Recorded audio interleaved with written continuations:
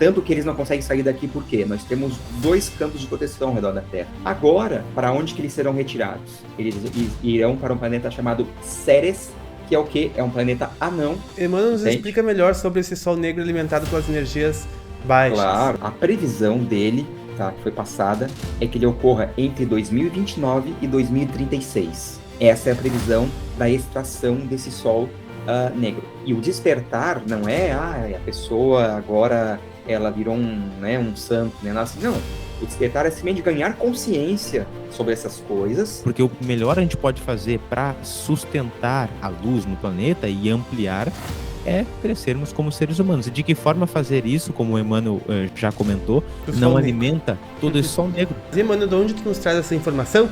Eu sempre gosto de perguntar. Olá pessoal, sejam muito bem-vindos a mais um podcast. E hoje nós vamos conversar sobre intervenções, sobre exílios planetários, sobre o que sobrou aqui para o nosso planeta Terra.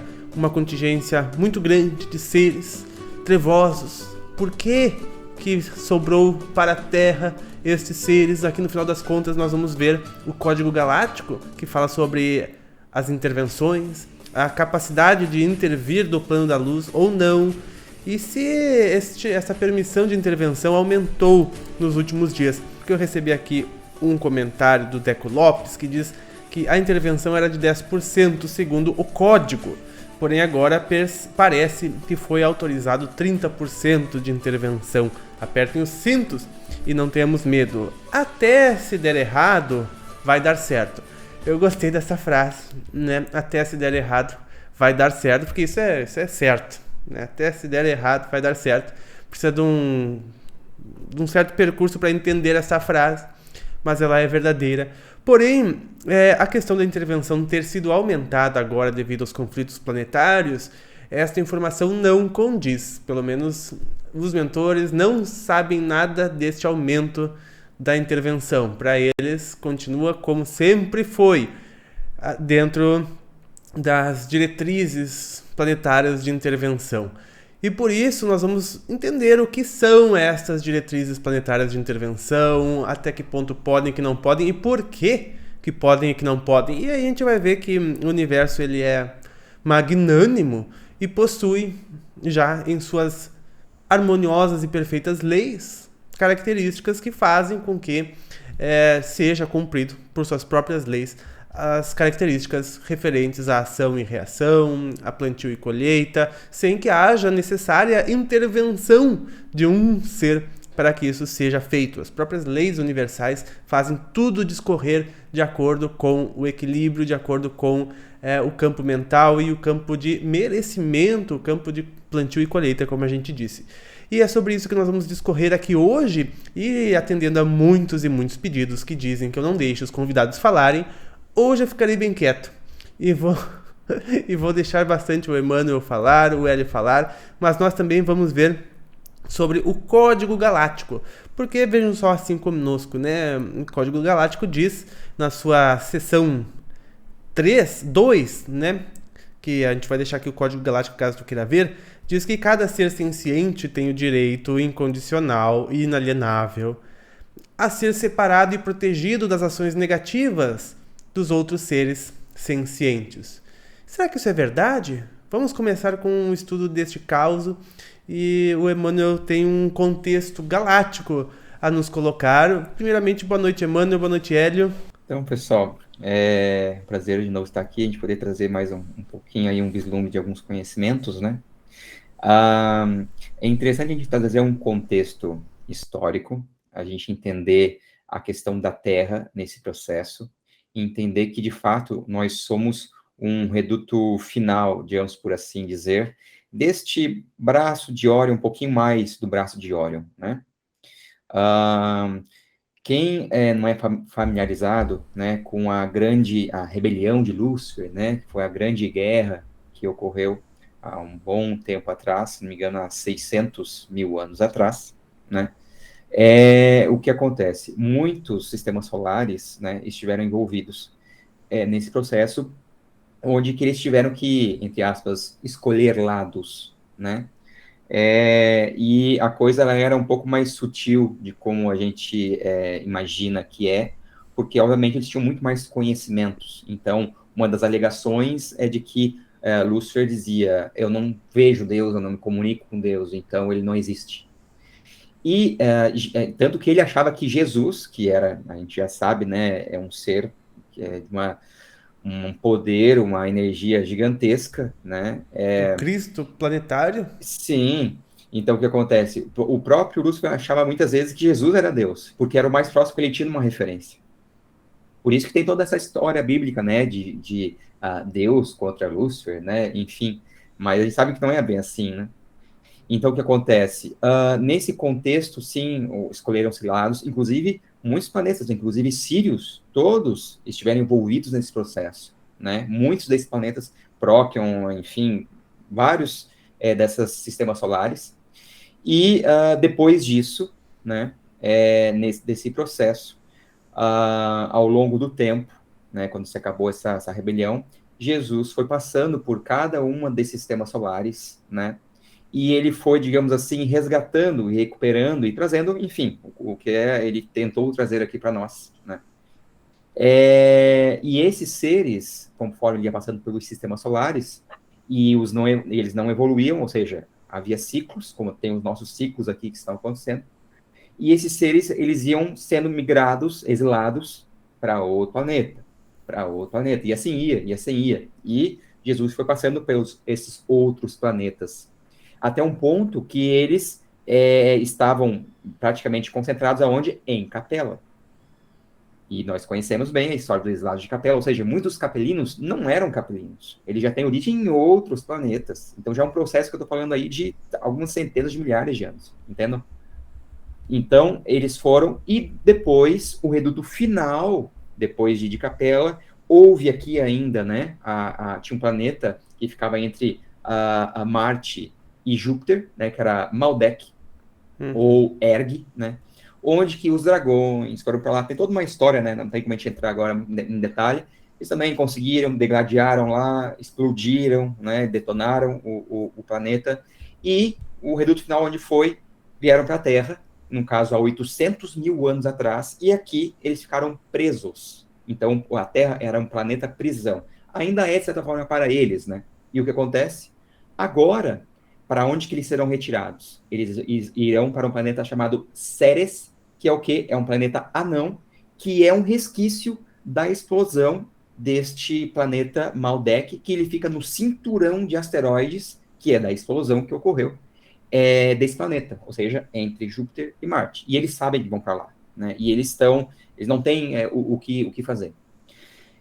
Nesse processo, né, onde vem esse código galáctico, né, existem vários protocolos, várias sequências que tem que ir acontecendo aos poucos, né? Existe uma psicogênese, existe uma biogênese, mas tudo planejado, tudo programado. E claro que cada um de nós somos responsáveis, somos corresponsáveis dessas ativações, desses processos em nós, né? Então, é muito importante a gente entender que nunca é uma coisa assim, vai vir uma ordem, sei lá, do Sol central da galáxia e tomam, engulam. Não é assim, né? Como se fôssemos vítimas, né? Não é assim, né? Tipo assim, a gente ainda, imagina, é só a gente ver. Olha como é que foi passar de Jesus aqui, né? Para você ver. Lá em Sírios, ele ficou 1000 anos e foi uma revolução assim, espiritual absurda, porque Sírios estava no processo há centenas de milhares de anos atrás, né? Esse processo da rebelião. Sírios estava envolvido, assim como vários outros. E sim, foi dividido, e teve guerra, e teve um monte de problema. Só que lá, a passagem de Jesus foi muito incrível. Assim, foi muito incrível, né? Quando ele passou para lá para realmente organizar a casa, né? Então, lá, por isso que se deu um salto Lá em gigantesco, Sirius, porque então era Jesus ou era algum outro Cristo planetário? Jesus, porque Jesus Sananda, né? Ele é algo que, na verdade, a gente nem consegue ponderar ainda. Eu tenho por mim que ele é um ser de um universo paralelo. Ele não é nem, sabe? Para mim, assim. Eu acho que ele é uma coisa além, assim. Eu acho que é uma coisa que a gente não sabe ainda Não, com exatamente, certeza a dimensão de sabe? consciência dele. É uma coisa um pouco além, assim. Enfim, por isso que muitas vezes ele era colocado como Deus, entende? Porque quem estava na evolução nessas regiões aqui e via o poder dele, nunca tinha visto algo igual, botava ele como essa referência, né? Então tu está Enfim, nos dizendo que esses seres das trevas que estão aqui no planeta Terra até hoje, eles vieram sendo levados, vieram sendo trazidos de exílio em exílio, de expurgo em expurgo, e foi ficando um resto residual, digamos assim, desses seres que são os mais difíceis de haver o tratamento, digamos assim, de haver a modificação de conduta frente ao alinhamento com as leis universais. E esses seres, é claro, como eles não são destruídos numa forja cósmica, eles não são reforjados, né? Eles vão para caminhos de retificação e eles vêm vindo, passaram muitos para o planeta Capela e segundo a história, fazem 40 mil anos Capela, né? Que isso. houve os exilados para a Terra e que houve o exílio da árvore do Evangelho, né? Que foi também um grupo de seres que veio aqui para a Terra, que aqui iriam ter a missão de começar a desenvolver até mesmo o espiritismo, dentre outras Isso, é. traços da luz. Só para deixar claro, né? Esses de 800 mil anos são os dragões. São esses seres que eles perderam literalmente, eles não têm mais nem corpo astral. O que eles têm é um corpo mental concreto. É só o corpo mental concreto, é só o que eles têm. Tanto que eles não conseguem sair daqui porque nós temos dois campos de proteção ao redor da Terra. Temos o campo magnético gerado pelo núcleo da Terra, mas temos também todas as naves da Confederação que ficam ao redor da Terra, fazendo um outro campo. Então temos dois campos de proteção aqui, né? Que faz com que eles não consigam sair daqui. Né? Então, se um falhar, tem o outro, né? Então, assim, esses que vieram depois, vieram de Capela, somos a maior parte das pessoas que estão encarnadas aqui, entende? Não são esses dragões, não são esses Sim, caras, né? os dragões não conseguem encarnar. Não, não. Aí o que acontece? Tanto que essa saída deles agora, que eles serão levados, até tem a questão do sol negro, né? Que eles falam que é esse sol que fica no núcleo dentro da Terra, que é o que a gente alimenta com os sentimentos negativos. Qualquer sentimento é aquilo lá que é alimentado. E aquilo ali é a fonte de energia deles para fazer tudo que eles querem fazer na Terra. Emmanuel nos Entende? explica melhor sobre esse sol negro alimentado pelas energias baixas. Claro, é o que acontece. Esse sol negro, ele é um princípio de uma energia, de uma fonte de energia que esses dragões criaram quando vieram para cá, né? Ele é como se fosse um vórtice de energia negativa. Então ele vai puxando tudo que acontece na Tudo que é Terra, toda essa denso. psicosfera, Vai lá pro local mais denso da Terra. vai para o lugar mais denso. E ele Ressonância. puxa isso. E aquilo é como se fosse uma gema de energia negativa, entende? É uma gema de energia que eles usam para fazer vários processos. E o que é importante? Esses dragões, eles não querem dominar a Terra. Eles querem explodir a Terra. Porque eles querem o quê? Destruir a prisão. Eles estão numa prisão. Já os magos das trevas, eles querem dominar. Entendeu? Os magos das sombras querem dominar a Terra. Os dragões não. Os dragões querem destruir. Eles querem romper. É a única forma de eles se libertarem. Então, eles querem destruir a Terra. Essa que é a ideia. Só que daí eles não conseguem, porque eles estão todos, né, trancados lá e tal, no fundo da Terra, muitos estão petrificados, entende? Então, esse sol negro é que faz esse alimento. Num momento propício, esse sol, ele vai ser removido e vai ser bem intenso, tanto que tem uma passagem da Bíblia, lá de Mateus 27, alguma coisa, que seria um período que fala assim, da 6ª hora até a 9ª hora e tal. Seriam 3 horas que se veria como se fosse um outro sol do lado, assim, todo mundo iria achar que fosse um planeta, alguma coisa assim, que ele iria se materializar durante um tempo para que ele fosse removido. A hora que remover isso, aí acabou os dragões. Aí os dragões vão sendo levados para Ceres, que é esse planeta anão, resquício de Maldek, e lá já tem laboratórios preparados para começar a fazer o quê? Reconstrução do corpo astral deles. Porque eles não têm. Porque para que isso? E isso, claro, a gente está falando de milhares de anos que eles vão ficar lá para reconstruir esse corpo astral, para que eles comecem o quê? O processo de reencarnação. Provavelmente daí é em outro planeta, que agora eu não lembro, tá? Mas Olha o tem ponto que se chega, né? Isso. É um outro planeta. Mas, Então, Emmanuel, como assim, seria... Não estou interrompendo o Emmanuel, pessoal, nós estamos conversando, né? Ele vai continuar com a linha de raciocínio, né? Nós estamos aqui conseguindo nossas linhas de raciocínio. E qual seria a forma, só para irmos por partes, qual seria a forma da saída deste sol negro do interior da Terra? Seria através da energia através de vulcões, do Polo Norte, do oceano, porque as informações que a gente tem é que o terceiro ceifador termina em 2045, até 2045, Uhum. e que ele é o responsável pela mudança geológica da Terra. Né? Certo. Inúmeras vertentes, inúmeros canalizadores, Ó, todos dos nossa confiança já falaram sobre isso e dizendo dessa mudança geológica da Terra grande e que aconteceria seria essa grande mudança, né, o terceiro ceifador, onde muita população iria partir para outro planeta e porque haveria a grande e total limpeza do umbral grosso. Né? Então isso vem a encadear com a ideia do sol negro, digamos assim, do interior da uhum, Terra, cujo uhum. seria expelido e esse Isso, ó. expelir poderia causar tudo isso.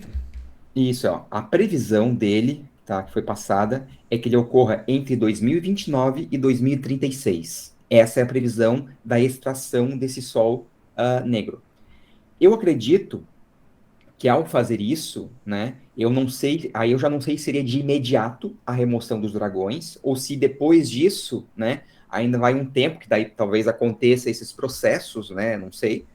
Mas, de certa Porque tem forma, os polos magnéticos, né, que precisam voltar para o local e estão sendo segurados. sim, sim. É, porque assim, ó, muitos processos não podem ocorrer ainda em função desse Sol negro estar dentro ainda da Terra, entendeu? Um grande de um artefato, entende? É um artefato, assim, de um poder. Imagina assim, imagina toda essa energia que é necessária para fazer praticamente todas as estratégias, as mais ardilosas, que a gente nem consegue nem perceber que existem aí no mundo, seja de guerras, É, ou não, é uma das energia coisas mais altamente megalomaníacas que densa, né? existem, né? Tão densa que Sim. materializar é fácil. Então, isso vai ser retirado, né, através de vários fatores, né? Nós recebemos, obviamente, todas as energias do Sol central nesse processo, a elevação da massa crítica da Terra, né, que nós vamos fazendo, outros processos que vão acontecendo internos, né, aqui da Terra, conforme a gente recebe essas energias, e, obviamente, com todo o pessoal da Confederação, assim como eles, né, fazem esse campo magnético que fornece e que protege, eles também trabalham com outras coisas, né? Eles trabalham com outras energias, trabalhando isso, sem contar os. Só um pouquinho. Saúde. É, sem contar, né? As cidades intraterrenas. Porque as cidades intraterrenas também, né? Eles têm uma quantidade de energia que onde eles vão trabalhando todos esses processos junto com todo o reino dévico, trabalhando, como você falou, vulcões, o fundo do mar, o próprio mar, toda a fonte da natureza que tem, ela tem também um script, né, do que ela tem que fazer nesse processo. Então é um conjunto onde que nós também, como eu falei, somos participantes com a nossa alteração da nossa energia, conduta, enfim, alterando a massa crítica, né, da Terra, porque a gente sabe ainda que acho que 80% são considerados adormecidos, né, não sei se talvez um pouco mais, É 26% desperto apenas. tá, então 74% de adormecidos, então assim, é um processo que a gente precisa ir acordando eles, porque a gente precisa ter esse suporte, essa sustentação, né, e assim, e o despertar não é, a pessoa agora, ela virou né, um santo, né, assim, não, o despertar é simplesmente ganhar consciência sobre essas coisas, né, entender isso que não tá, que tem muito mais coisas, além de simplesmente da vida, né, que eu chamo de vida, feijão com arroz, né, que vai bem além disso. E isso é uma das coisas mais importantes. Por quê? Porque a maior parte das pessoas que estão aqui são justamente essas pessoas que estão nesse último reduto, né, desse processo lá daquelas guerras que aconteceram há 600 mil É. anos atrás, que foram sendo empurradas para uma outra sistema solar, outro sistema solar, passou por Barra Capela e veio pesada. para cá, entendeu? Então, tá todo mundo aqui. Tá todo mundo aqui. A gente E ouvindo, a gente ouvindo isso, a gente pode ter a sensação, sim, de que nós somos não responsáveis, de que somos vítimas de todos esses processos grandiosos que tu nos trouxe aqui. Mas por mais que o nosso papel não seja tão grande assim, nós temos uma relevância. E o que é que podemos fazer, o que é que nos cabe, é isso, ao meu ver, que a gente pode e precisa se ocupar em realizar, que é crescermos enquanto seres humanos, porque o melhor a gente pode fazer para sustentar a luz no planeta e ampliar é crescermos como seres humanos. E de que forma fazer isso, como o Emmanuel já comentou, em primeiro lugar, é querer, porque tudo é uma questão de sintonia também. Sabe quando a gente está, Pava e Emmanuel, andando pela nossa casa, pela cozinha, procurando um objeto e a gente não consegue achar aquele objeto, daqui a pouco a gente encontra. E nossa, tem aquela sensação, isso sempre estava aqui, né? Porque essas conexões benéficas que vão limpando tudo isso que o Emmanuel comentou, que está também atuando aqui. E por que está atuando aqui? Porque nós estamos ainda nos desígnios kármicos, então isso é permitido. A forma de nós limpar isso é nos sintonizarmos com o lado positivo, com o lado que nos cabe. E aquela história, quando o discípulo está pronto, o mestre aparece. Quando é que nós nos tornamos discípulos prontos? Quando nós começamos a alimentar e sintonizar com o lado de despertar, como o Emmanuel comentou. E como que a gente faz isso?